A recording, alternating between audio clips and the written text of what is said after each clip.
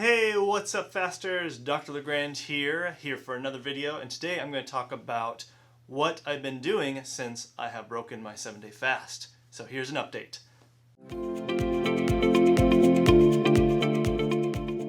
So first off, I want to talk about what happened when I broke my fast. Now, very typical, when you break your fast, you're going to gain a little bit of weight. That's just very typical because you lose a lot of water weight. So when you reintroduce back water and foods, a lot of different things, you're going to gain that weight, typically about 5 to 7 different pounds.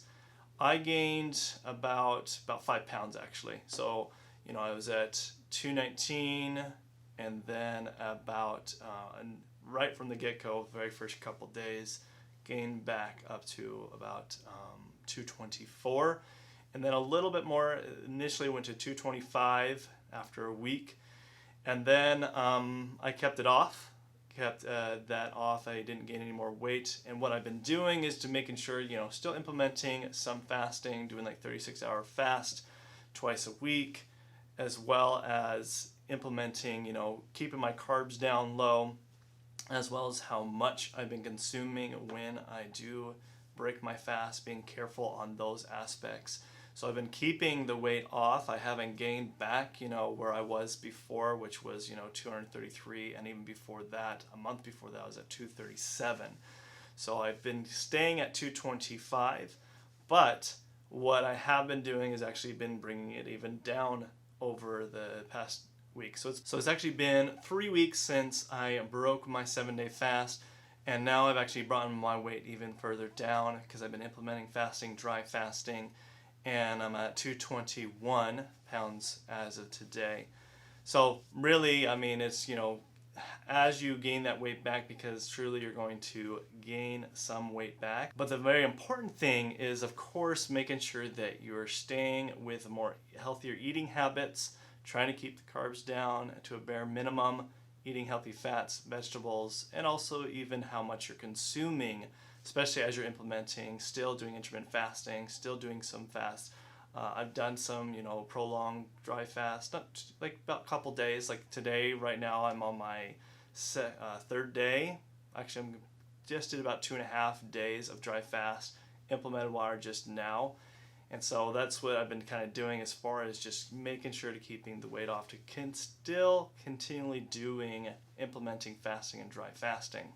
Now, I know a lot of you guys asked this question about when I was doing my 7-day fast, was I dealing with sleep issues? Because apparently a lot of people do deal with sleep issues. It can happen. For me, actually not. I felt pretty rested. I was able, especially since I didn't have kids at that particular time, keeping me up. Ezra, who you guys met, my little baby boy, he was away, so obviously wasn't keeping me up, so I was able to get really good rest during that time, and I didn't really have sleep issues. So just to answer that question.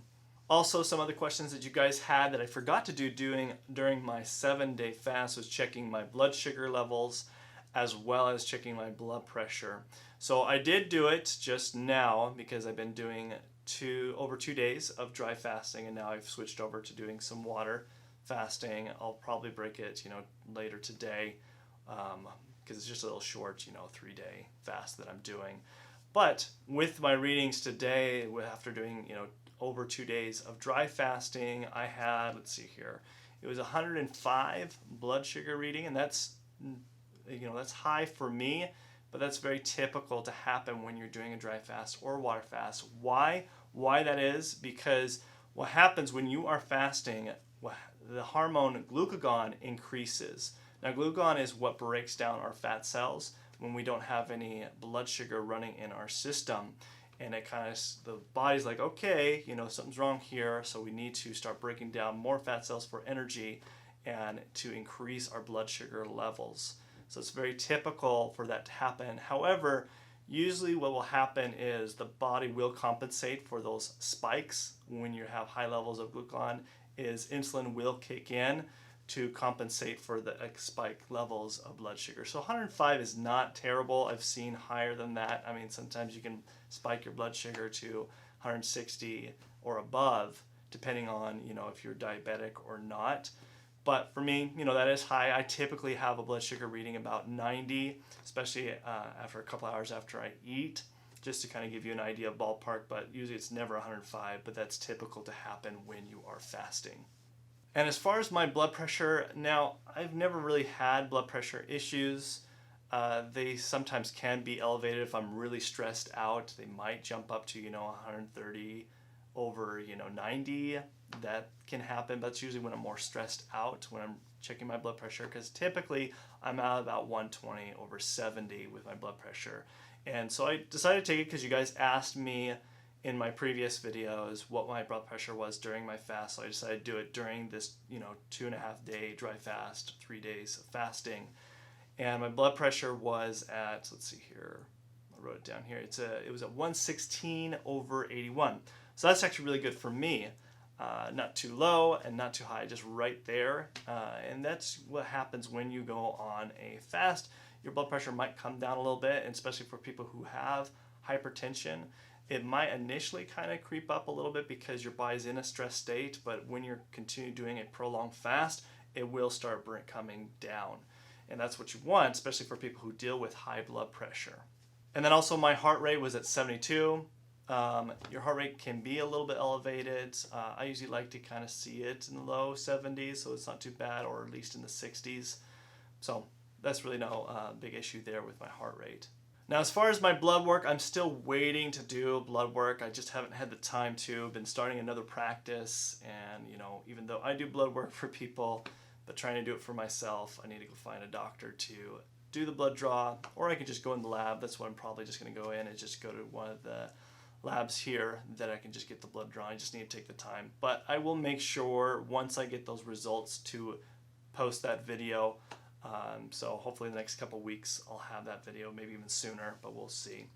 But I'm curious what you guys think. What are your results? What kind of results? And I'm sure everybody in the community would really appreciate it. Don't go too much detail. I mean, if you're okay sharing, maybe what your blood sugar readings look like when you're fasting. I know that's been a lot of questions that people have because they're curious about that, as well as what is your blood pressure? Like, how high is your blood pressure, or how low does it drop while you're fasting? If it's in the middle part of the fasting or the end, just leave that in the comment section below. I'd like to see it. I know a lot of people in the community would love to see it. And then, of course, if you're new here, we do a bunch of fasting videos. We also do other health tip videos. I'm actually going to get more into doing health tip videos of other alternative medicine practices.